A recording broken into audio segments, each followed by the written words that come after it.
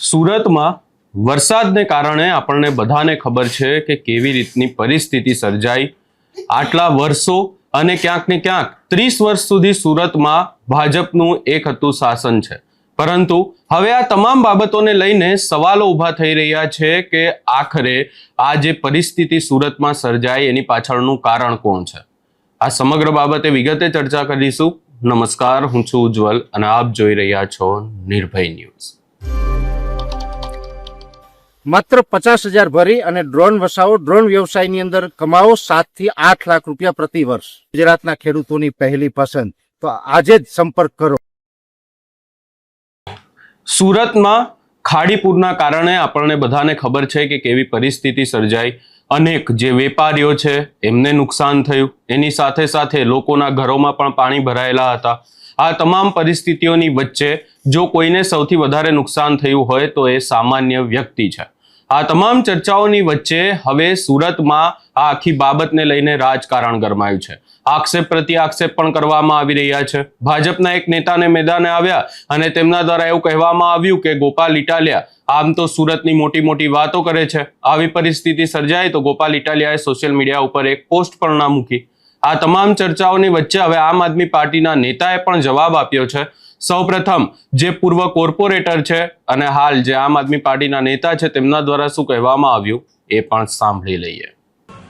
નમસ્કાર મિત્રો, હું વિપુલ સુહાગિયા, પૂર્વ કોર્પોરેટર, સુરત મહાનગરપાલિકા, આમ આદમી પાર્ટી. મિત્રો, 2 દિવસ પહેલા સુરતમાં જે વરસાદ આવ્યો અને સુરતની જે હાલત થઈ એ બાબતે આજે થોડી ચર્ચા કરવી છે. મિત્રો, આપણા સુરતની આવી બદસુરત હાલત કોણે કરી? કેમ વારંવાર દર વર્ષે આવા ખાડીપુરના કારણે આ સુરતની પ્રજા, સુરતના લોકો વારંવાર કેમ હેરાન થાય છે? કેમ આર્થિક નુકસાનીઓ ભોગવે છે? કેમ લોકોના જીવ આવા ખાડીપુરના લીધે જાય છે? આજે આ છેલ્લા 3 દિવસથી આ પૂરના કારણે સુરતમાં લગભગ 30 થી 35 લોકોના જીવ ગયા છે. આ 30-35 લોકોની જિંદગી શું કિંમતી નહોતી? આ ભારતીય જનતા પાર્ટીના શાસકોના મતે લોકોનો જીવ કિંમતી નથી? દર વર્ષે મોટી મોટી વાતો અને વાહવાહીઓ કરવામાં આવે છે કે આવતા વર્ષે ખાડીપુર નહીં આવે, આવતા વર્ષે સુરતમાં પૂર નહીં આવે, આવી ગુલબાંગો ઠોકવામાં આવે છે. પણ પાછું ચોમાસું આવે, પાછો થોડોક વરસાદ આવે અને સુરતની પરિસ્થિતિ હતી એની એ જ, અને પાછા દોષ બીજા માથે ઢોળે. કુદરતી આફત છે, અધિકારીઓની ભૂલ છે, તંત્રના પાપે ખાડીપુર આવે છે. વરાછા રોડના ધારાસભ્ય તંત્રનો વાંક કાઢે છે, બાકી બધા કુદરતની આફત છે. કુદરતી આફત છે એટલે આ પાણીનો નિકાલ ક્યાં થાય? એટલે ભાઈ આખા સુરતમાં વરસાદ હતો, આ વરાછા, લિંબાયત, આ વિસ્તારની હાલત કેમ આવી થઈ? અડાજણમાં કેમ કાંઈ આ તકલીફ નથી થઈ? વરસાદ રહી ગયા પછી 24 કલાક સુધી પાણી ઉતર્યા નહોતા. વરસાદ બંધ થયા પછી 24 કલાક સુધી વરસાદ નથી આવ્યો, છતાં 24 કલાકે પાણી ઉતર્યા છે. આ પરિસ્થિતિ પેદા કોણે કરી? છેલ્લા 30 વર્ષથી ભારતીય જનતા પાર્ટીને ખોબલે ને ખોબલે લોકો મત આપે છે અને છેલ્લા 30 વર્ષથી આ લોકોને સત્તામાં બેસાડે છે. એટલે ભારતીય જનતા પાર્ટીના શાસકો અહંકારી થઈ ગયા છે.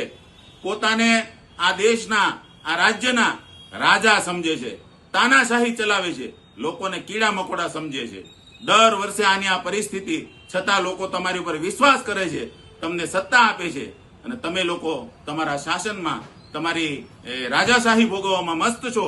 લોકોની, સામાન્ય પ્રજાની જિંદગીની તમને કોઈ કિંમત જ નથી.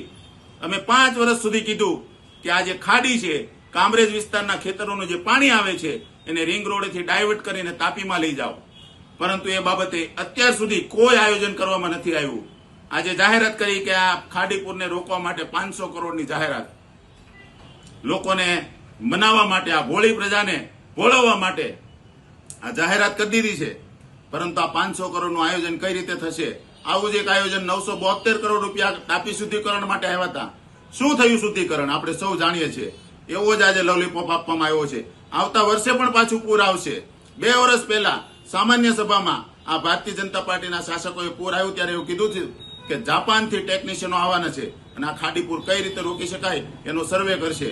આજ દિન સુધી જાપાનથી કોઈ ટેકનિશિયન આવ્યો નથી. ક્યાં રસ્તામાં પહોંચ્યો કોને ખબર. દર વર્ષે આવી ગુલબાંગો ઠોકીને લોકોને ભોળવીને આ ભોળી પ્રજાને ભોળવવામાં આવે છે.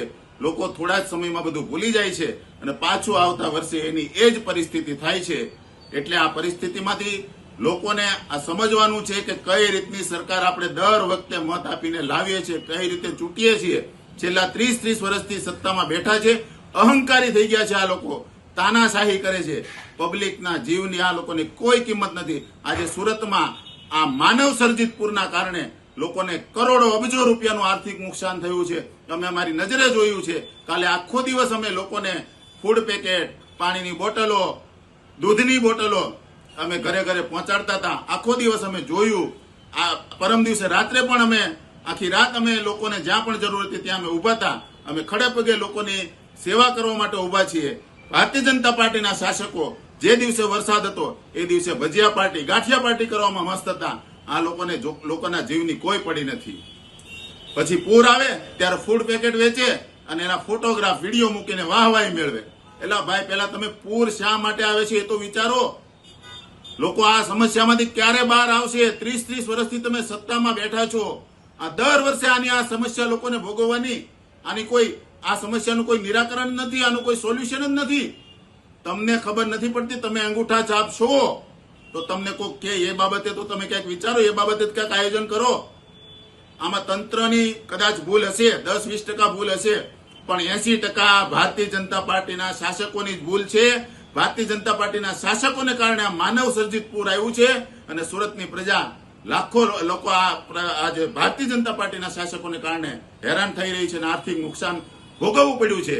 મારી આ ભારતીય જનતા પાર્ટીના શાસકોને નમ્ર વિનંતી છે કે આ જે લોકોને નુકસાન ગયું છે, જે લોકોના ધંધા રોજગાર ઠપ થયા છે, એમના જે કોઈ માલ સામાન પલળી ગયો છે, એમને સારામાં સારું વળતર, યોગ્ય વળતર આપવામાં આવે, એમનો યોગ્ય સર્વે કરાવવામાં આવે, એમને આર્થિક નુકસાની છે ભરપાઈ કરવામાં આવે અને આવતા 5 વર્ષ સુધી એમના જે મિલકત વેરાઓ છે અને પ્રોફેશનલ ટેક્સ છે, વ્યવસાય વેરો છે, એ આવતા 5 વર્ષ સુધી એનો માફ કરવામાં આવે એવી મારી આ ભારતીય જનતા પાર્ટીના શાસકોને નમ્ર વિનંતી છે. જો કોઈ પણ માનવતા એનામાં બચી હોય તો જે લોકોને નુકસાન ગયું છે એના માટે આ ખાસ કરવામાં આવે અને યોગ્ય વળતર આપવામાં આવે એવી મારી માંગ છે.